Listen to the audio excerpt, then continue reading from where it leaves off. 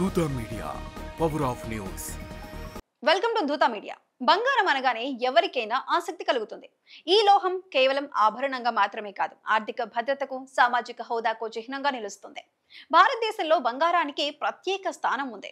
పెళ్లిళ్ళు, పండుగలు, శుభకార్యాల్లో పసిడి కొనుగోలు సర్వసాధారణం. అయితే రోజు రోజుకు బంగారం ధరలు ఆకాశాన్ని తాకుతున్నాయి.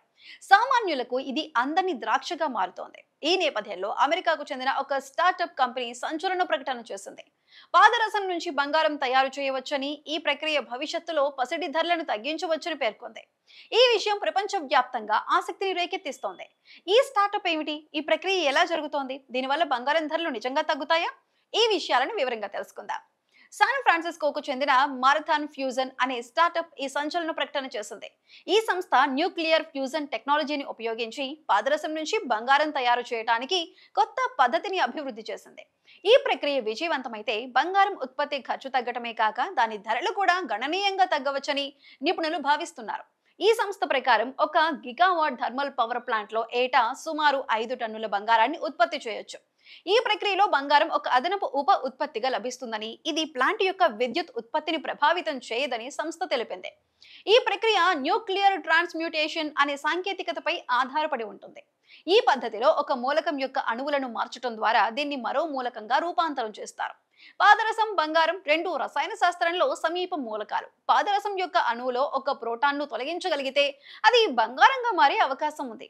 మారథాన్ ఫ్యూజన్ ఈ ప్రక్రియను న్యూక్లియర్ ఫ్యూజన్ రియాక్టర్లో నిర్వహిస్తోంది. ఈ ప్రక్రియలో పాదరసం 198 ఐసోటోప్ రియాక్టర్లు పంపిస్తారు. ఇది మొదట పాదరసం 197 గా మారుతుంది.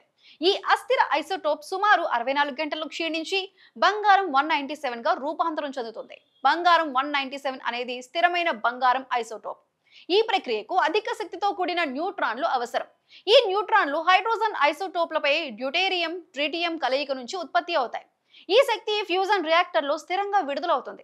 మారథాన్ ఫ్యూజన్ సంస్థ CEO Kyle Schiller, CTO Adam రుడ్స్కోవి ఈ ప్రక్రియ గురించి వివరిస్తూ, ఒక గిగావాట్ థర్మల్ పవర్ ప్లాంట్ లో ఈ పద్ధతి ద్వారా ఏటా 5,000 కిలోల బంగారం ఉత్పత్తి చేయవచ్చని తెలిపారు. ఈ బంగారం విలువ ప్లాంట్ ఉత్పత్తి చేసే విద్యుత్ విలువకు సమానంగా ఉంటుందని వారు అంచనా వేశారు. ఈ ప్రక్రియ సాధారణ విద్యుత్ ఉత్పత్తిని ఆటంకం చేయకుండా బంగారాన్ని అదనపు ఉత్పత్తిగా అందిస్తుందని వారు స్పష్టం చేశారు. ఈ టెక్నాలజీ గురించి వినడానికి ఆసక్తికరంగా ఉన్నప్పటికీ ఇందులో కొన్ని సవాళ్లు ఉన్నాయి. న్యూక్లియర్ ఫ్యూజన్ ద్వారా ఉత్పత్తి చేసిన బంగారం స్వచ్ఛమైనదే అయినప్పటికీ ఈ ప్రక్రియలో రేడియో ధార్మికత ప్రమాదం ఉంది. ఈ బంగారం 14 నుంచి 18 సంవత్సరాల వరకు రేడియో యాక్టివ్ గా ఉండవచ్చు. దీనివల్ల దీన్ని వెంటనే వాణిజ్యపరంగా ఉపయోగించడం కష్టం.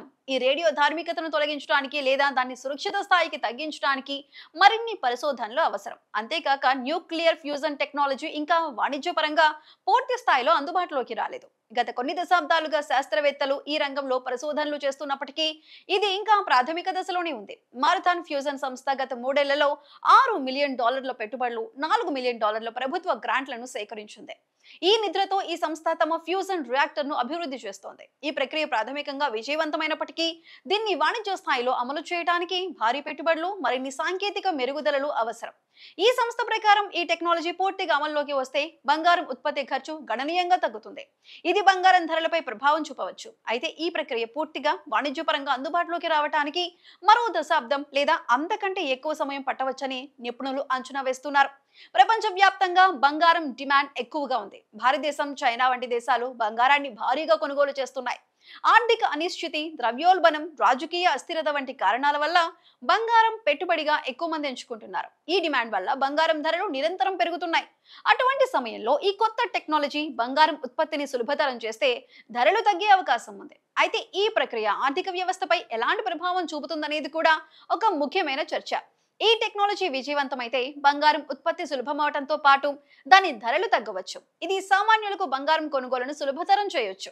అయితే ఈ ప్రక్రియలో రేడియో ధార్మికత సమస్యను పరిష్కరించడం ప్రధాన సవాలు. ఈ సమస్యను అధిగమించగలిగితే ఈ టెక్నాలజీ బంగారం ఉత్పత్తిలో విప్లవాత్మక మార్పులను తీసుకురావచ్చు. మారథాన్ ఫ్యూజన్ సంస్థ ఈ దిశగా పనిచేస్తోంది. ఈ సంస్థ ఇప్పటికే పలు పరీక్షలను విజయవంతంగా నిర్వహించినట్లు తెలిపింది. అయితే ఈ టెక్నాలజీని పూర్తిగా అమలు చేయడానికి ఇంకా చాలా సమయం, పెట్టుబడులు అవసరం. ఈ ప్రకటన ప్రపంచ వ్యాప్తంగా శాస్త్రవేత్తలు, ఆర్థిక నిపుణుల దృష్టిని ఆకర్షించింది. బంగారం ఉత్పత్తి సులభతరమైతే బంగారం ధరలు తగ్గటం వల్ల ఆభరణాలు మార్కెట్, పెట్టుబడి రంగంలో మార్పులు రావచ్చు. అయితే ఈ టెక్నాలజీ ఇంకా ప్రాథమిక దశలో ఉందని, దీన్ని వాణిజ్యపరంగా అమలు చేయడానికి మరిన్ని అధ్యయనాలు అవసరమని నిపుణులు హెచ్చరిస్తున్నారు.